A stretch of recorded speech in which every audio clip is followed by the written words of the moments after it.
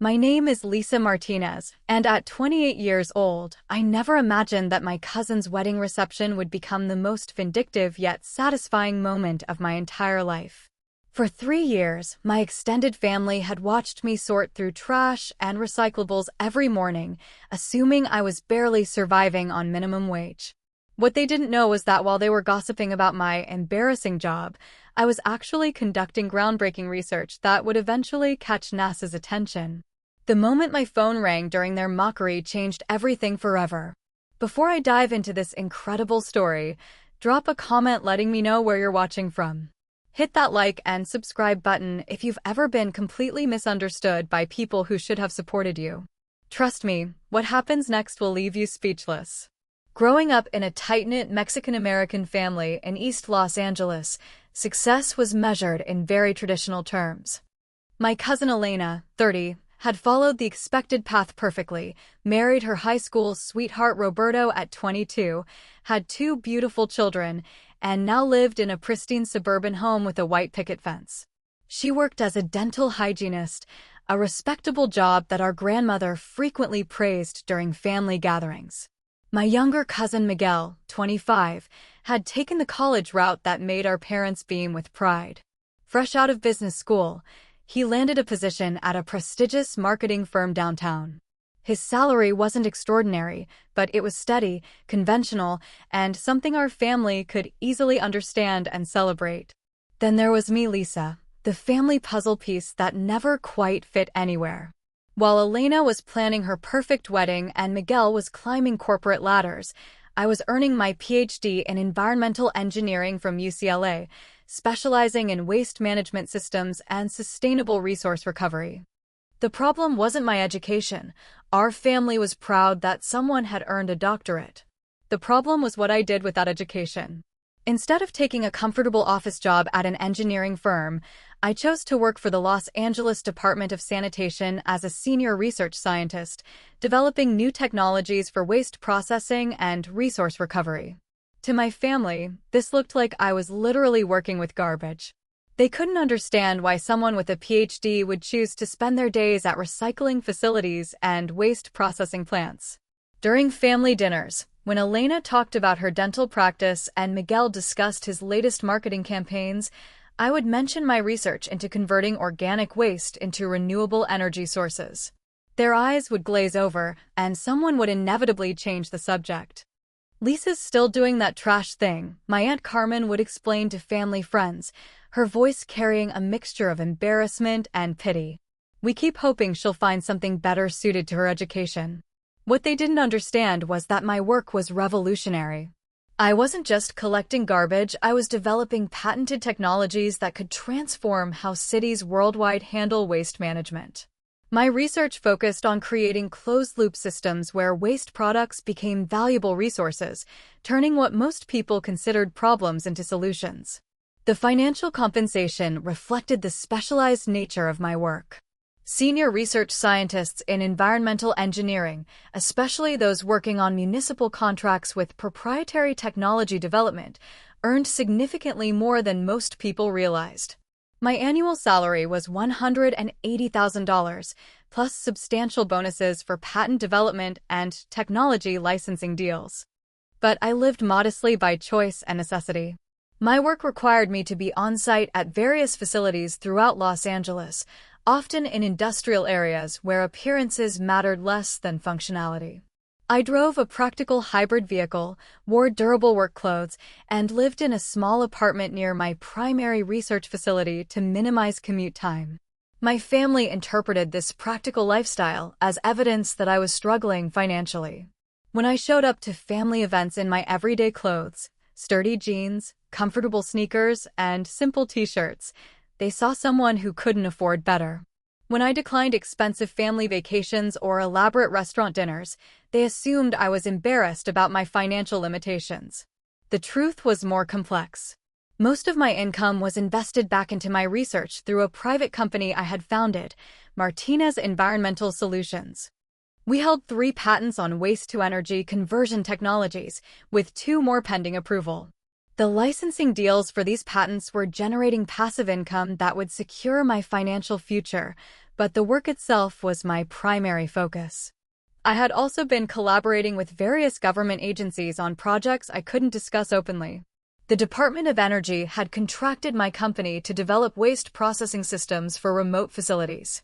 The Environmental Protection Agency was testing our technologies for potential nationwide implementation. And for the past 8 months, I had been working on a classified project with NASA, developing closed-loop waste management systems for long-duration space missions. The NASA collaboration was the culmination of everything I had worked toward. Creating sustainable life support systems for Mars missions required solving problems that no one had tackled before. How do you process human waste, food scraps, and other organic materials in a zero-gravity environment while converting them into usable resources like water, oxygen, and even building materials? My research in terrestrial waste management had applications that extended far beyond Earth. The closed-loop systems I developed for Los Angeles could be adapted for spacecraft, space stations, and, eventually, permanent settlements on other planets. NASA's interest in my work validated everything I had been building, even if my family couldn't see its significance. Elena's wedding invitation arrived printed on expensive cardstock with gold foil lettering. Elena and Roberto Martinez Hernandez request your presence at their wedding celebration. The reception was being held at the Biltmore Hotel in downtown Los Angeles, one of the city's most prestigious venues. I almost didn't attend. Family gatherings had become increasingly uncomfortable as my relatives' assumptions about my struggling career solidified into accepted family lore. But Elena had specifically asked me to be there, and despite our different paths, we had been close growing up. I decided to make an appearance, at least for the ceremony. The week before the wedding, I received a call that would change the trajectory of my entire career. Dr. Sarah Chin, NASA's Director of Life Support Systems, was on the line with news that made my hands shake with excitement. Lisa, I'm calling with an update on your Mars mission proposal. The review board has approved your closed-loop waste management system for the Artemis program. We want a fast-track implementation for the 2026 mission. I nearly dropped my phone. The Artemis program was NASA's plan to return humans to the Moon and eventually establish a permanent lunar base as a stepping stone to Mars. Having my technology selected for such a high-profile mission was beyond anything I had imagined when I first started my research. There's more, Dr. Chen continued. We're officially offering you the position of Lead Environmental Systems Engineer for the Artemis program. This would require you to relocate to Houston and join our core mission planning team. The compensation package is $320,000 annually, plus significant bonuses tied to mission success milestones. The offer was staggering, both professionally and financially. Leading environmental systems for humanity's return to the Moon would make me one of the most prominent scientists in my field. The salary alone was nearly double what I was currently earning, not including the bonuses and stock options that came with major aerospace contracts. Dr. Chin, this is incredible. When do you need an answer? We're moving quickly on this. Can you fly to Houston next week for final interviews and contract negotiations? If everything goes well, we'd like you to start within the month. I agreed immediately, my mind racing with the implications. This opportunity represented everything I had worked toward: recognition for my research, financial security, and the chance to contribute to humanity's expansion into space. The night before Elena's wedding, I couldn't sleep. Part of my excitement was professional. I was about to become NASA's lead environmental systems engineer. But another part was personal. After years of family disappointment and subtle condescension, I was finally going to be able to show them who I really was and what I had accomplished. The wedding ceremony was beautiful. Elena looked radiant in her designer gown, and Roberto couldn't stop smiling as they exchanged vows in the hotel's elegant chapel.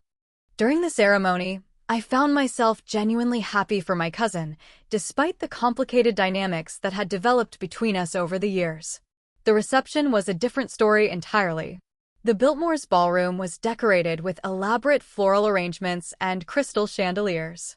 Round tables draped in white linen filled the space, each adorned with centerpieces that probably cost more than most people's weekly groceries. I had dressed appropriately for the occasion, a navy blue dress that was elegant but not flashy, paired with simple jewelry and low heels. To anyone watching, I looked presentable but unremarkable, exactly what my family expected from their struggling relative. Elena's receiving line took nearly an hour as guests congratulated the happy couple. When I reached the front, Elena embraced me warmly, but I caught the subtle apologetic look she exchanged with Roberto, as if warning him about her situation. "Lisa, I'm so glad you made it," Elena said with genuine affection. "Roberto, this is my cousin Lisa, the one I told you about who works in environmental services." Roberto's handshake was polite but brief, his attention already moving to the next guest in line. "Nice to meet you, Lisa. Elena mentioned you work for the city." "Something like that," I replied, not bothering to elaborate. The receiving line wasn't the place for detailed career explanations. As I made my way to my assigned table, I overheard fragments of conversations that confirmed my family's narrative about my life had become even more distorted over time. "Poor Lisa," someone whispered behind me. "Still doing that garbage collection job." Elena said she offered to help her find something better, but she's too proud to accept assistance. My assigned table was near the back of the ballroom, clearly designated for family members who were appreciated but not particularly celebrated. I found myself seated with Elena's elderly great-aunts, a few distant cousins I barely knew, and Miguel's girlfriend, Jessica, who seemed uncomfortable being relegated to the family overflow table. The first few courses passed quietly, with polite conversation about the wedding decorations and Elena's dress. It wasn't until the main course was served that the conversation turned to careers and life updates. "So Lisa," said Aunt Carmen, who was seated across from me, "are you still working for sanitation? Elena mentioned you've been doing that for several years now." "I work in environmental engineering," I corrected gently. "Waste management research and technology development." "That sounds fancy," she replied with a patronizing smile, "but you're still basically dealing with trash, right? When are you going to use that education for something more professional?" Before I could respond, Miguel joined the conversation from his position 2 seats down. "Aunt Carmen's right, Lisa. You're brilliant. You should be working for a real company, making real money. I could probably get you an interview at my firm. We need people with technical backgrounds for some of our environmental clients." The condescension was familiar, but it stung more than usual coming from my younger cousin who earned half my salary and had never published a single research paper or held a patent for anything. "That's very thoughtful, Miguel," I said diplomatically, "but I'm quite satisfied with my current position." "But you could do so much better," Jessica chimed in, clearly trying to be helpful. "Miguel told me you have a PhD. You shouldn't have to work with garbage when you could be in an office somewhere, using your brain for important work." "I do use my brain," I replied, feeling my patience beginning to wear thin. Environmental engineering requires extensive technical knowledge, research capabilities, and problem-solving skills. The work I do is quite complex. "I'm sure it is, sweetie," Aunt Carmen said in the tone people use when they're humoring a child. "But wouldn't you rather have a clean office job? Something you could be proud to tell people about?" The implication that I should be ashamed of my work hit a nerve. I was about to respond when I noticed Miguel pulling out his phone to record what appeared to be a video for social media. "Hey everyone," he said, holding up his phone to capture the table. "We're at Elena's beautiful wedding, surrounded by family. Here's my cousin Lisa. She collects garbage for the city, but we love her anyway." The table erupted in uncomfortable laughter. Several people raised their glasses in a mock toast to poor Lisa and her garbage-collecting career. Miguel continued recording, clearly finding the situation hilarious. "Poor Lisa collects garbage," he announced louder, drawing attention from nearby tables. "But hey, someone has to do it, right?" The humiliation was overwhelming. Not because there was anything wrong with sanitation work. Every job that keeps society functioning deserves respect, but because they were using their misconceptions about my career as entertainment, reducing years of complex research and meaningful achievements to a punchline. I was about to excuse myself from the table when my phone began ringing with an unmistakable ringtone, the one I had specifically assigned to calls from NASA's secure line. The caller ID displayed NASA, Houston Control, clearly visible to anyone who might glance over. The table's laughter died abruptly as I answered the call. This is Dr. Martinez. Dr. Martinez, this is Mission Control Houston. I apologize for calling on a Saturday evening, but we have an urgent situation with the International Space Station's waste management system.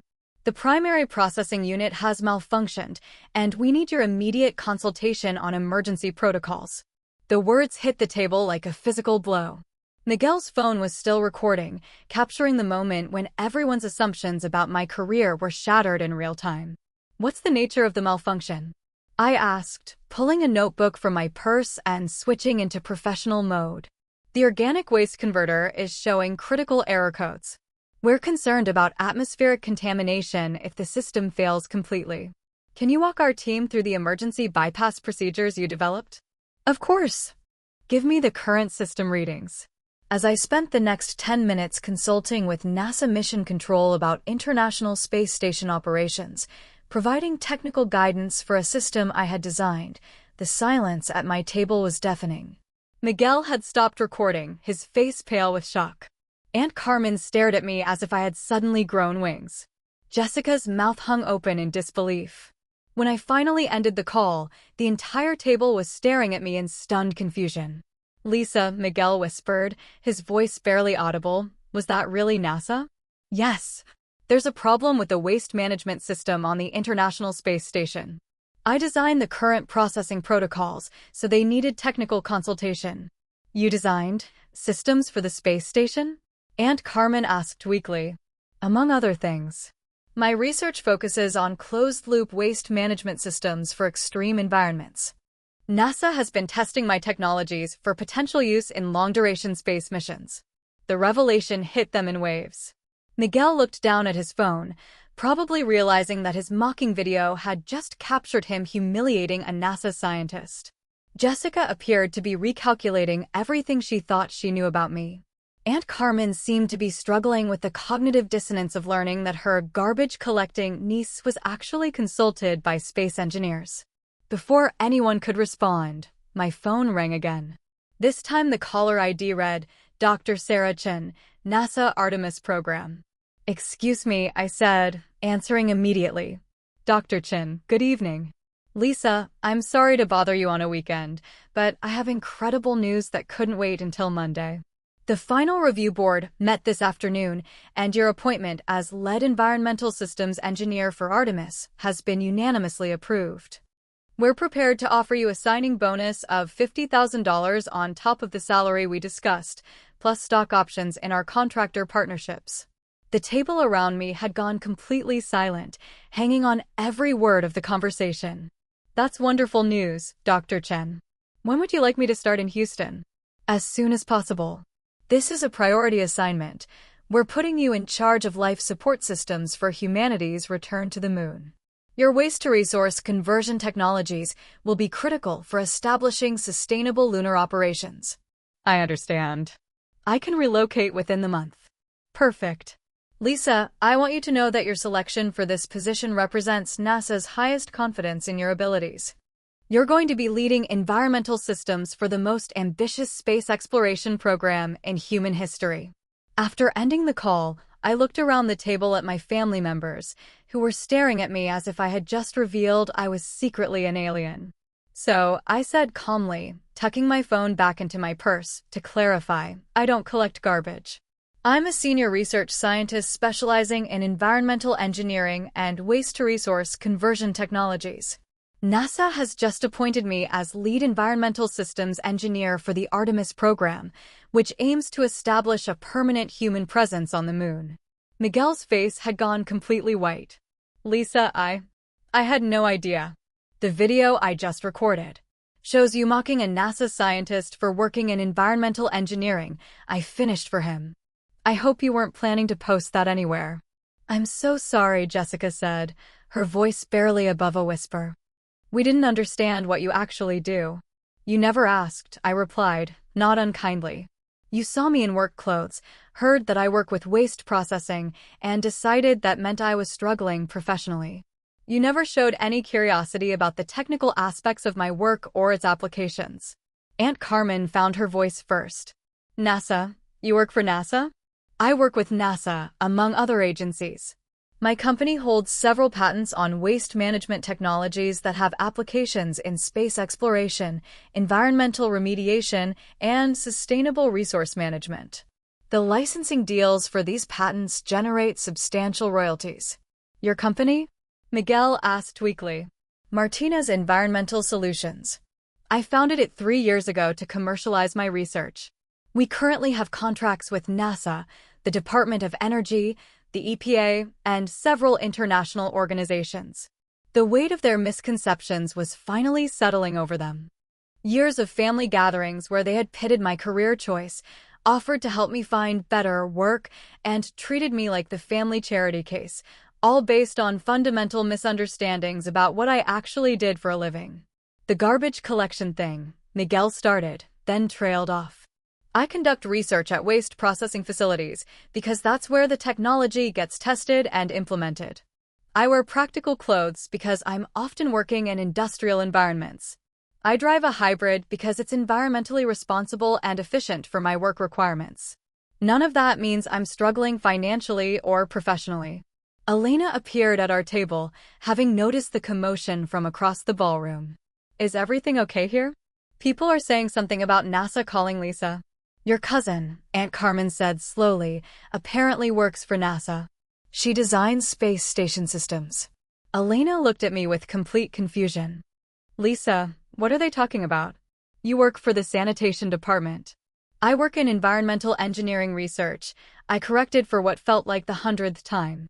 Some of my projects involve municipal waste management, but I also develop technologies for space applications, environmental remediation, and sustainable resource recovery. NASA just appointed me to lead environmental systems for their moon mission program. Elena sank into an empty chair, looking stunned. The moon mission program?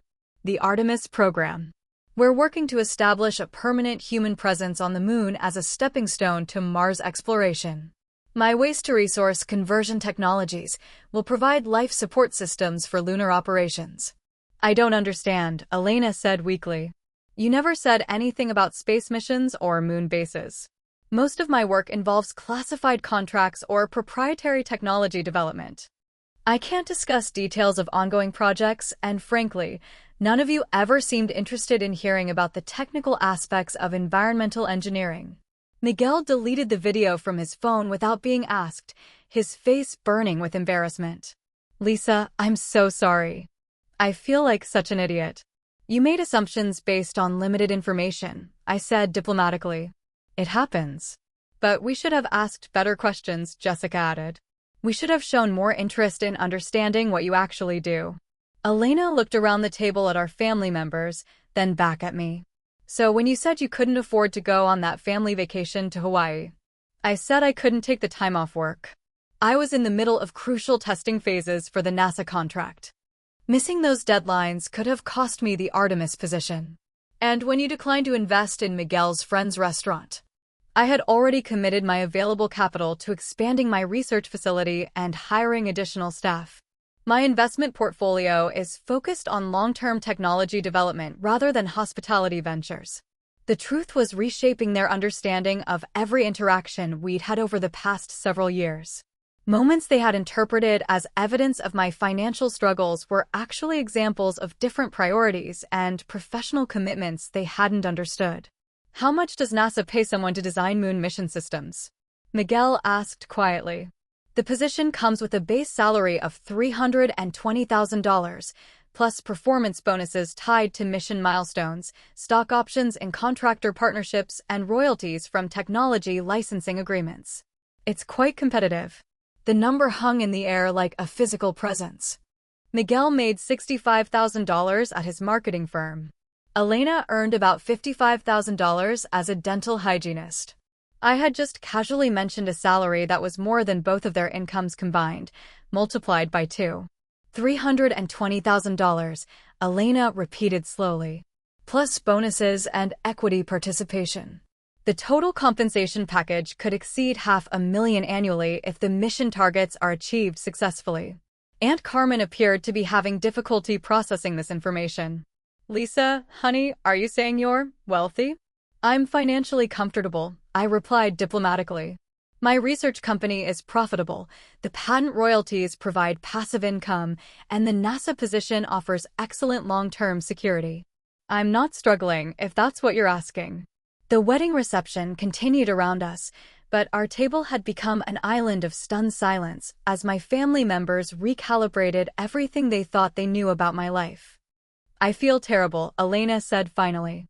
All those times I offered to help you find a better job, or suggested you should think about going back to school for something more practical. You were trying to be supportive, I said gently. You just didn't understand what kind of support I actually needed. What kind of support did you need? Miguel asked, his voice carrying genuine curiosity for the first time in years. Recognition that my work was meaningful, even if it didn't look like traditional success. Interest in understanding what I was building, rather than assumptions about what I was failing to achieve. Maybe occasionally asking about my research or celebrating my professional milestones. We never celebrated your achievements, Elena realized with growing horror. When you published that paper in the engineering journal, we barely acknowledged it. When you won that research award, we changed the subject to talk about Miguel's promotion. You didn't see those things as significant because they didn't fit your definition of success, I said. Academic publications and research awards seem abstract compared to salary increases and job titles you can easily understand. Elena started crying, her carefully applied wedding makeup beginning to smudge. I'm so sorry, Lisa. I've been such a terrible cousin. Here you are, literally helping NASA explore space, and I've been treating you like you needed rescue from your career choices. Elena, this is your wedding day. We don't need to resolve everything right now. Yes, we do, she said firmly. I want everyone here to know who you really are. I want to introduce you properly to my friends, to Roberto's family, to everyone who heard us talking about your garbage collection job. She stood up and walked to the head table, where the microphone was set up for speeches. The reception gradually quieted as Elena tapped the microphone for attention. Excuse me, everyone. I want to make a special announcement about my cousin Lisa, who I clearly haven't been introducing properly. I felt my face burning with embarrassment as hundreds of eyes turned toward our table. I've been telling people that Lisa works in garbage collection, which is not only wrong but incredibly unfair to the amazing work she actually does. Lisa is Dr. Lisa Martinez, a senior research scientist and environmental engineer. She holds multiple patents on waste-to-resource conversion technologies, runs her own research company, and has just been appointed by NASA as lead environmental systems engineer for the Artemis program. A murmur of amazement swept through the ballroom. That's right, my cousin designs life support systems for moon missions. While I've been planning this wedding, she's been helping plan humanity's return to space. Lisa, would you please stand so everyone can properly appreciate the actual rocket scientist in our family? The applause that followed was overwhelming. Guests turned in their seats to look at me with newfound respect and curiosity. Several people approached our table afterward, asking thoughtful questions about space exploration and environmental technology. Roberto's father, who was a mechanical engineer, spent 20 minutes discussing the technical challenges of closed-loop life support systems. Elena's maid of honor, a science teacher, asked for my contact information to potentially arrange a presentation for her students. The shift in how people interacted with me was dramatic and immediate. Instead of polite but disinterested small talk, I found myself engaged in substantive conversations about my work, my research, and the future of space exploration. As the evening progressed, Elena made a point of correcting anyone who still had misconceptions about my career. This is my cousin Dr. Lisa Martinez, NASA's lead environmental systems engineer for the Artemis moon program, became her standard introduction. Miguel approached me during the dancing portion of the reception, his expression serious and apologetic. Lisa, I need to apologize properly.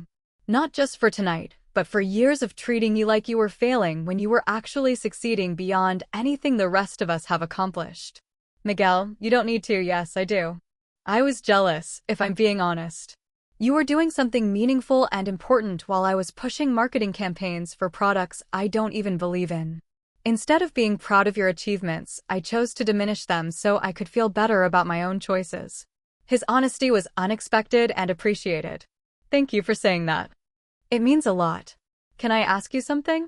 Why didn't you correct us sooner? Why let us go on thinking you were struggling? I considered the question carefully.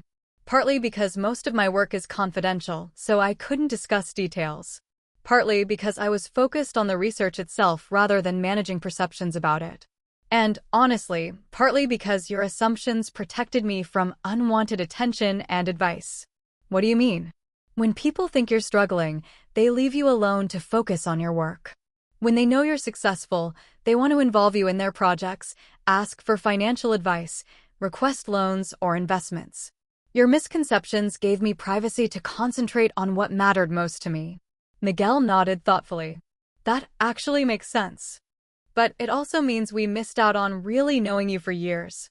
That's something we can change going forward.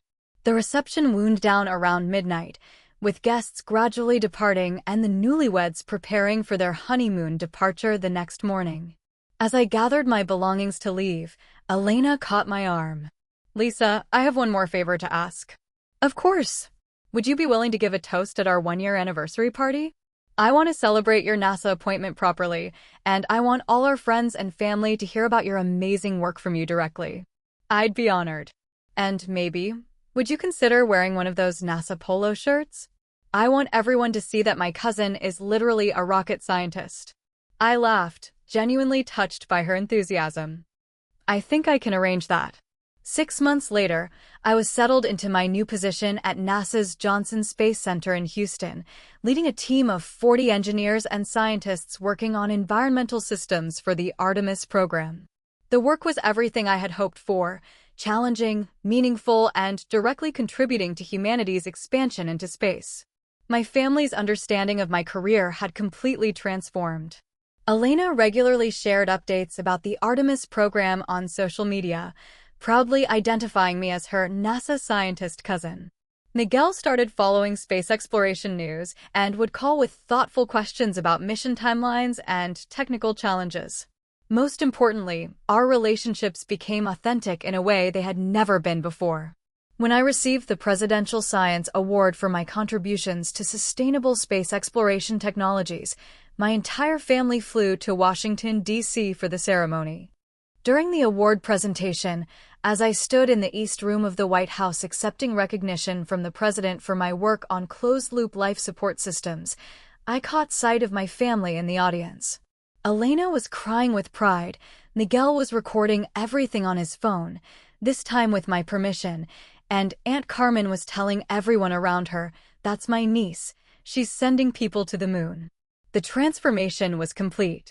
I was no longer the family member who collected garbage. I was Dr. Lisa Martinez, NASA scientist, environmental engineer, and contributor to humanity's greatest adventure. But the most satisfying part wasn't the recognition or the prestigious position. It was the knowledge that I had stayed true to my vision even when the people closest to me couldn't see its value. I had built something meaningful on my own terms, pursued work that aligned with my passion, and ultimately proved that success comes in many different forms. Today, as I work on systems that will support human life on the moon and eventually Mars, I often think about that evening at Elena's wedding when my family finally saw me clearly for the first time. Not because I needed their validation to feel confident in my choices, but because it freed all of us to have authentic relationships based on who we really are rather than who we assume each other to be. The waste management research that they once saw as embarrassing is now contributing to humanity's expansion into space. The practical clothes and modest lifestyle they interpreted as signs of struggle were actually examples of someone focused on purpose rather than appearances. And every time I walk through NASA's Johnson Space Center wearing my official badge as lead environmental systems engineer, I remember Miguel's mocking toast, "Poor Lisa collects garbage." The irony isn't lost on me that the garbage collection work they ridiculed is now helping design life support systems for moon bases. Have you ever been misunderstood by people who should have known you better? Have you built something meaningful while others assumed you were failing? Share your story in the comments below, and remember to hit that like button and subscribe if you found inspiration in my journey. Thank you for listening, and remember, sometimes the most important work looks nothing like what people expect success to be. Stay true to your vision, even when others can't see where it's leading.